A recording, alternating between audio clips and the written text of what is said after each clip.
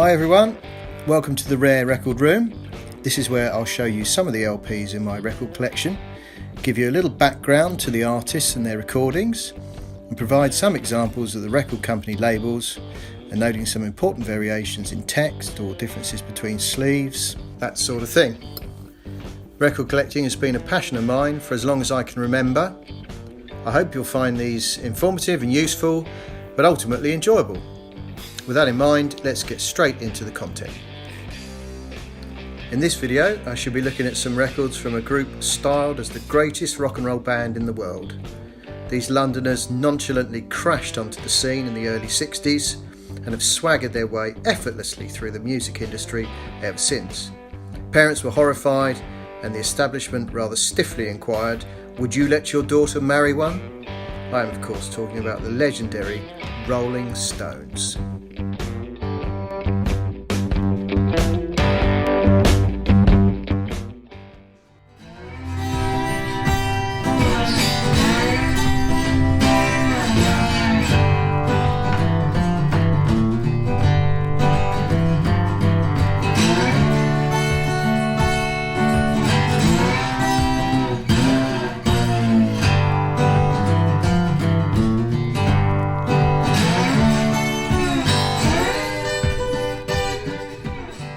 Hello and welcome back. Thanks for joining me again. In today's episode from the Rare Record Room, I shall be turning my attention to the Rolling Stones' second American long-playing record, 12x5, which was released on the 17th of October 1964, following their US debut LP, England's Newest Hitmakers, which had been released earlier that year. Like many British invasion beat groups, the Stones' American catalogue differed considerably to their output in their home country, and this particular record was not released by Decca Records in the UK. 12x5 was available in both mono and stereo, although the stereo version was reprocessed, so these mono copies are a much better listen in my opinion. Highlights on the album include It's All Over Now, which was a UK #1 single, and the popular early ballad Time Is On My Side.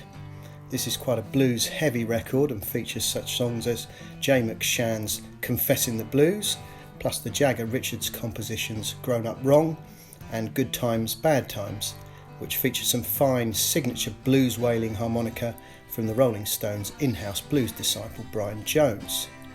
The earliest mono discs were in fact pressed by Decca Records in England, as stated on the label, and these were then exported to the States. I've covered that pressing in a separate video, which also provides a little more history and background of the recording, which you may wish to check out. In this video, I will describe the American London Records mono pressing.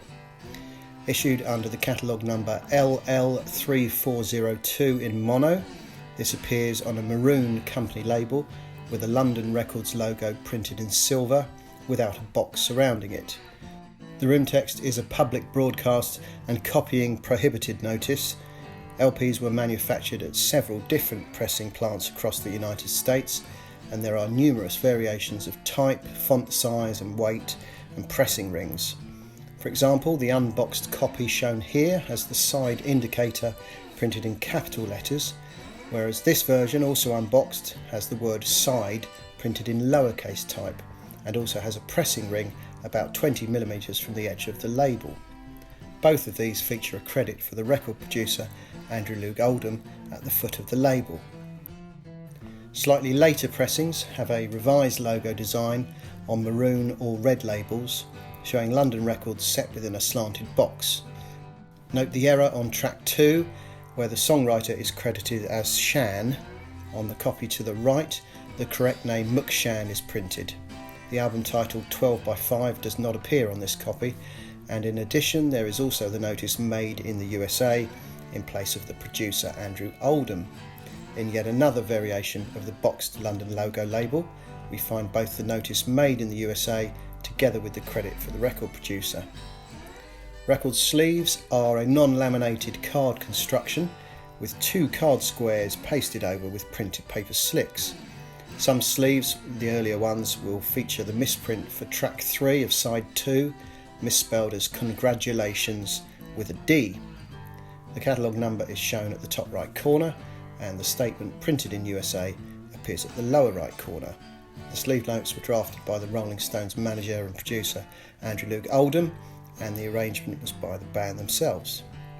The inners are a company non-die-cut paper design, printed in 2 colours and advertising other London Records artists.